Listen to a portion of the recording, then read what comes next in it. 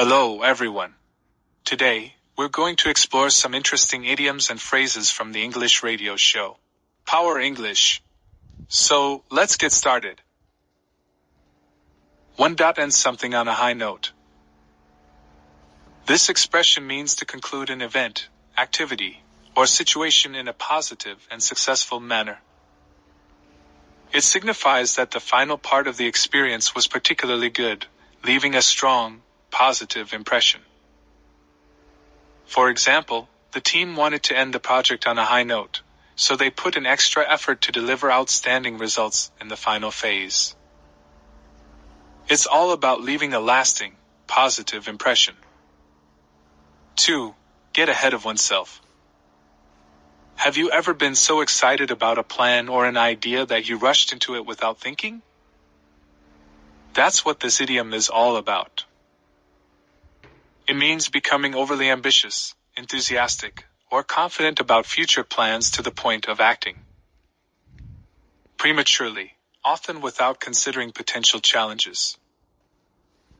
For instance, she was so excited about her business idea that she got ahead of herself and started making major investments before conducting thorough market research. 3. Throw off or throw off. This phrase is all about creating confusion or uncertainty in someone's mind, often through deceptive tactics. It can also mean losing or shaking off someone who is trying to follow or track you.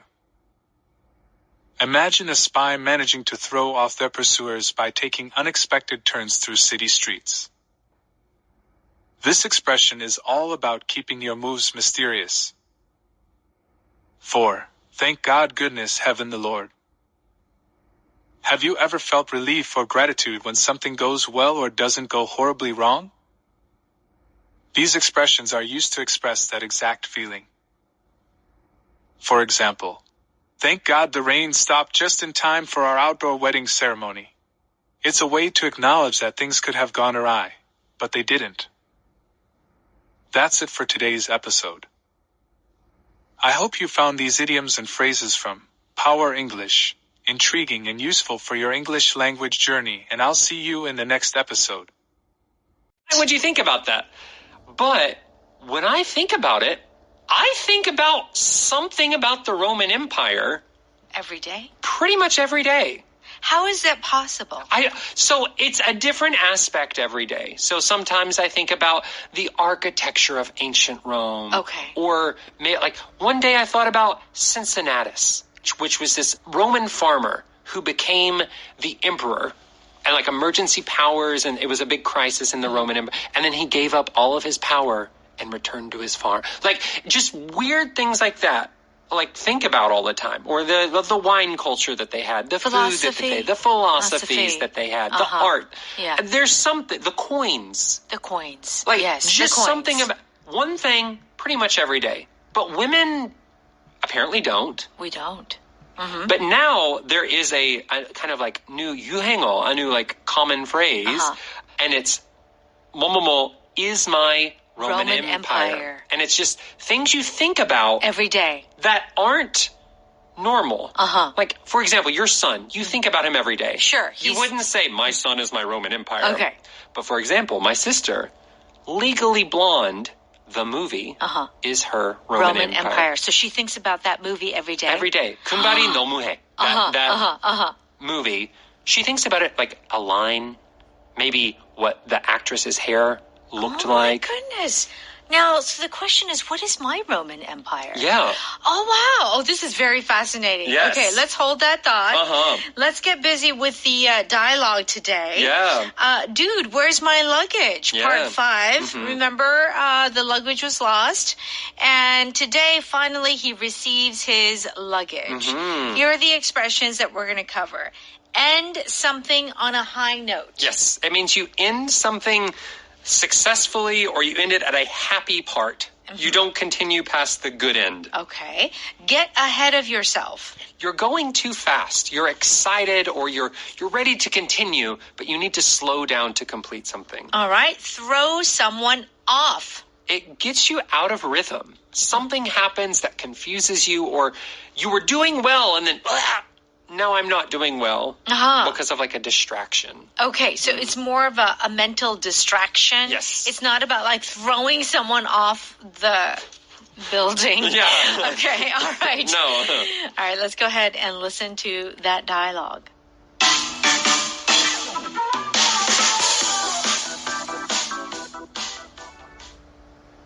My suitcases finally got here. Thank goodness. We'll be able to end our trip on a high note. Let's take an island tour today. Don't get ahead of yourself.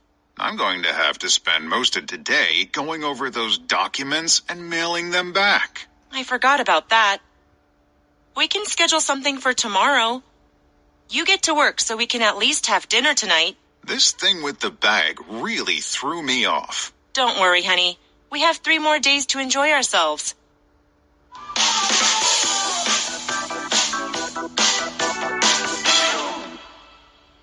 Okay, here we go.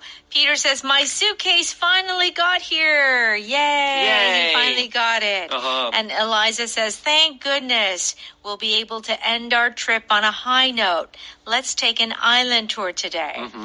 Our power expression today is not expression, but pattern is thank goodness. Okay. So instead of thank God, people say thank goodness a lot. Why? So, and what does this mean? Right, yeah. So first the meaning, it's kind of like, 다행이다. 다행이다. What a relief. What a relief. So thank goodness, people use it more than thank God because some people do not think that using the name God is always appropriate in conversation. If you are a religious person, some people think that you should only use the name God when you are actually talking to God. Okay. That's not everybody's view. So to kind of go around that, people say a lot of times, thank goodness. Okay. Right?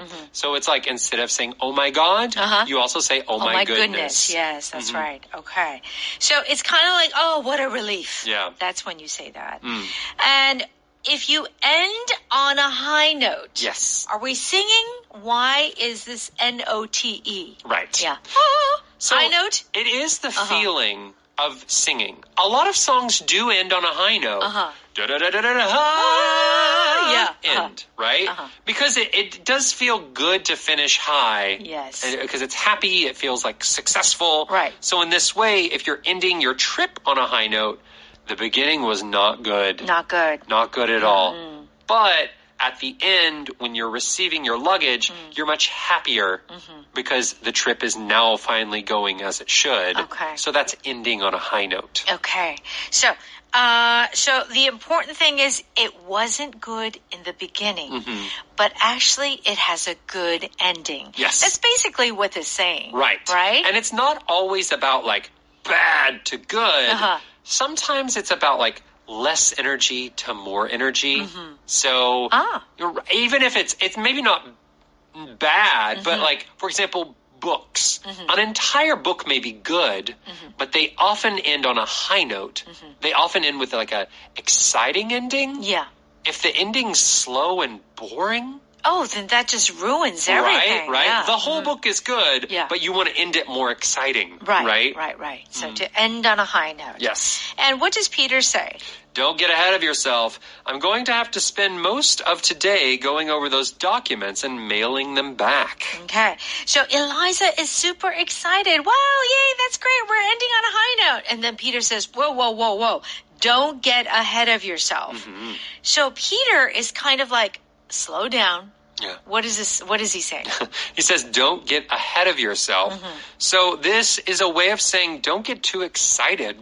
Don't try to go too fast. Eliza is planning a good island tour, but she's forgetting they have work to do before that. Right. So don't get ahead of yourself. It's like, don't assume that everything is all good. Okay? Because he says that he has documents that he has to fill out and he has to mail them back. Yeah. Our power vocab is documents. Yeah, documents are pieces of paper that are 서류. Yeah. Yeah. 문서. Yeah. They're so- usually important pieces of paper that have information on them that you either need to submit, you need to give to someone, Yeah. or you need to keep because they're official Right. and they will help you to solve a problem. Right. Okay. All right. So Eliza says, oh, I forgot about that. We can schedule something for tomorrow. You get to work so we can at least have dinner tonight. So because Eliza was so excited, she's like, oh, let's go on the island tour. And that's why Peter's like, wait, hold on. I have to do this. And then Eliza says, oh, I forgot. And Peter says what? This thing with the bag really threw me off. And Eliza says, don't worry, honey. We have 3 more days to enjoy ourselves. Now, this is a really interesting expression. If something, a situation, throws you off. Yes. What does this mean? To throw you off means to kind of break your rhythm. So if you're working or you're doing something, whenever your rhythm breaks or changes, you can say it throws you off. And it's often about a problem that comes up that takes your attention away. Peter wasn't able to focus on his traveling, to have fun on his vacation because his bag was missing. And that's all he could think about. Right. So it's really throwing you off. So whenever something bad happens to you or you hear bad news, those are often things that throw you off, that take you from the other activity that you were doing. That's right. So it's like you're trying to concentrate or you're trying to enjoy something. But if something comes in and throws you off, you like, no, 정신없어. Like you don't know, you're a little bit, You can't concentrate. Concentrate. Yes, that's right. Let's go ahead and listen to that dialogue one more time. My suitcases finally got here. Thank goodness. We'll be able to end our trip on a high note. Let's take an island tour today. Don't get ahead of yourself. I'm going to have to spend most of today going over those documents and mailing them back. I forgot about that. We can schedule something for tomorrow. You get to work so we can at least have dinner tonight. This thing with the bag really threw me off. Don't worry, honey. We have 3 more days to enjoy ourselves.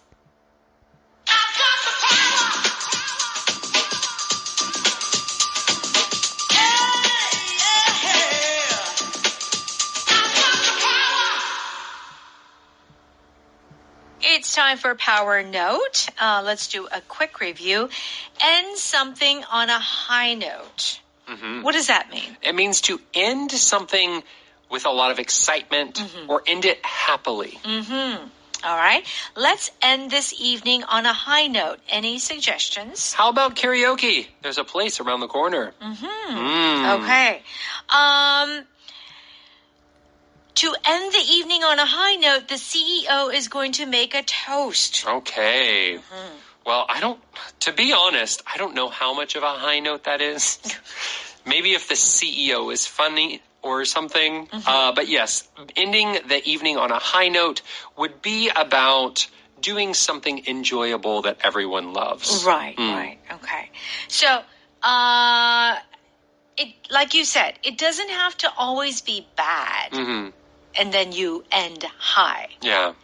But it's kind of like, it's a nice bang at the end. Yeah? So this is often like in a movie whenever like there's a wedding or something, like there's a party or a celebration at the end of a movie. Yeah. That would be the high note. Or there's like a really fun song playing in the background and they show, I don't know, everyone doing happy and successful things. Right. That would be ending a movie on a high note. On a high note, yeah. Or you could also end a career on a high note. On a high note.